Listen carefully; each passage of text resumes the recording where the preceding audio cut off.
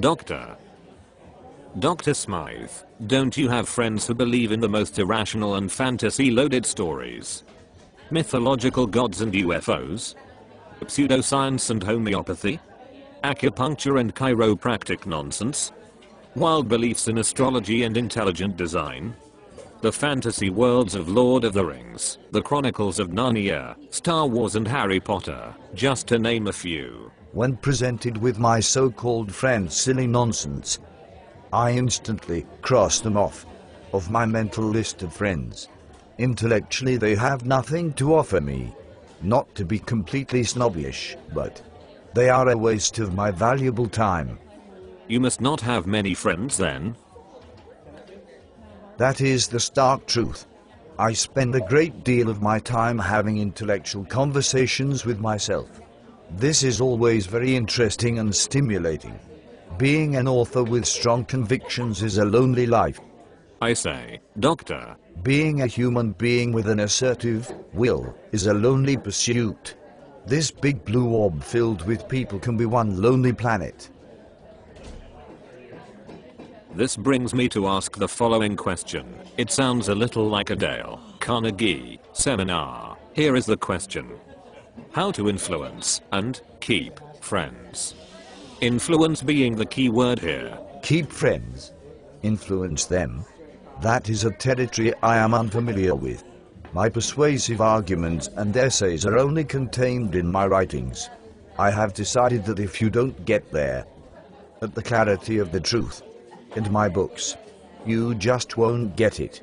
All my arguments and influential speeches are there in the written word.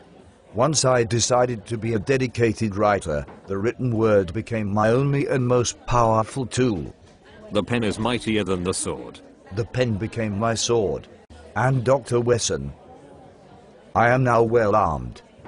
But, in real life, face to face with real people, like one's friends and relatives, what is the best way to persuade people to stop believing in fairy godmothers, fantastic gremlins and frenetic ghosts?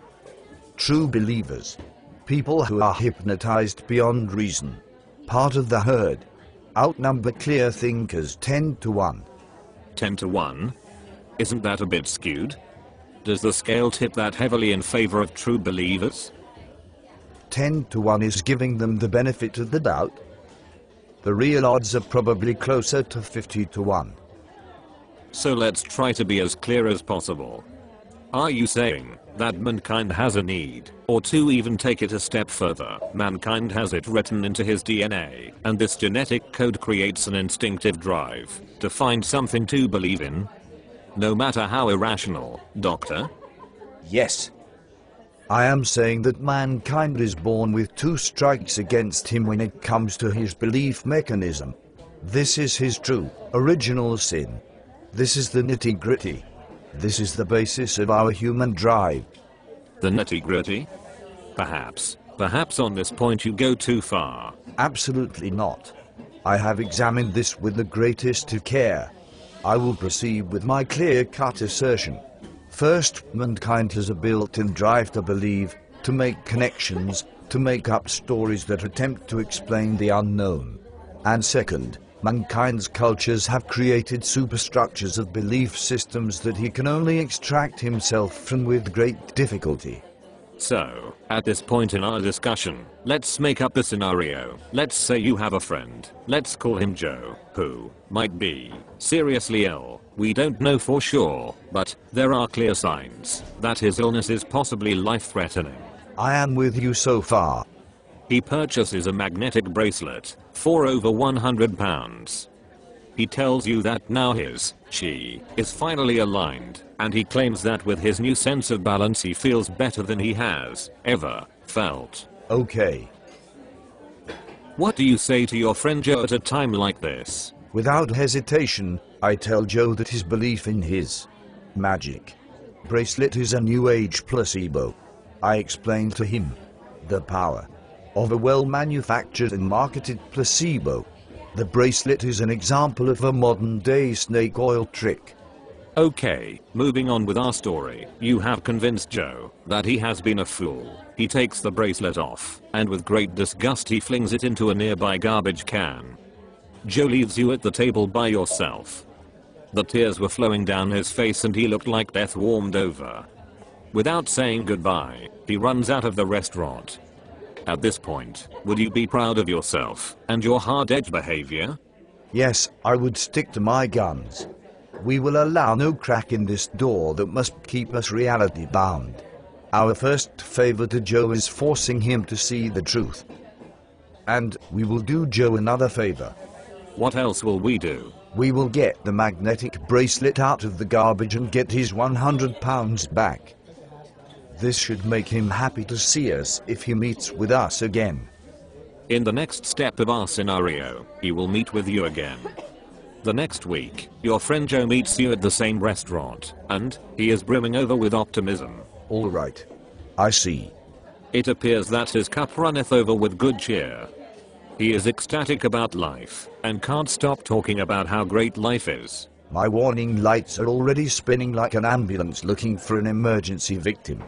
Your friend Joe informs you that he finally went to that acupuncturist that he had been talking about for years. Joe says that he has been to see her 3 times since you saw him last Saturday. Joe claims that this is the best that he has ever felt in his whole life. My friend Joe seems to be quite good at self-deception. Joe claims to the high heavens that it is a wonderful life. People are so easily duped and manipulated when it comes to promises concerning their health and vitality.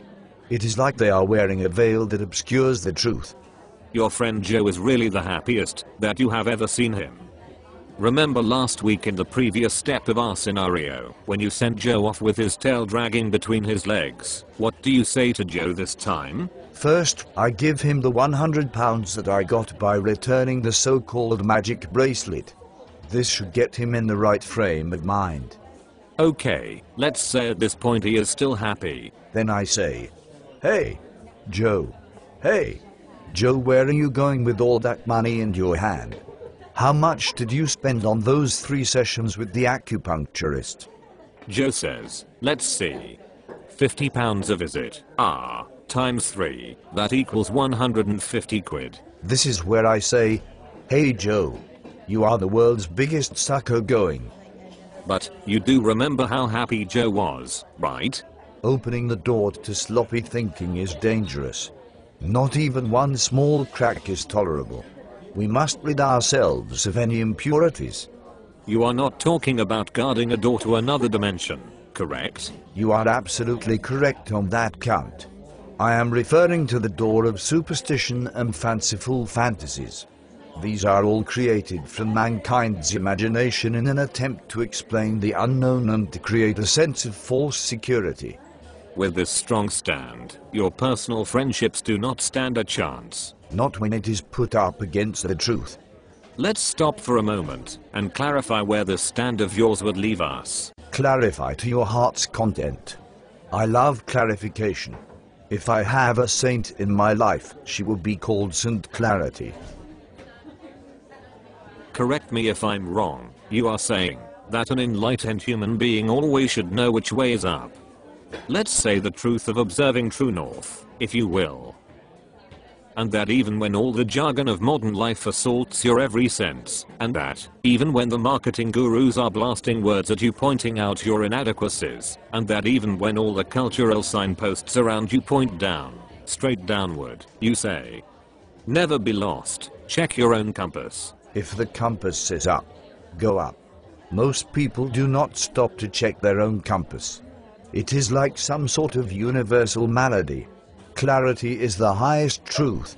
We must exercise clear thinking with every atom of our body and minds. Alright, Doctor. I think we are clear on your take with the Joe scenario. Here is another setting for your perusal. This is fun. Fire away. Go ahead. Give me another scenario. Alright, you stroll into a gathering of extremely happy friends and they are all talking about a new magical vitamin D pill. They have all been taking the pill with wonderful results.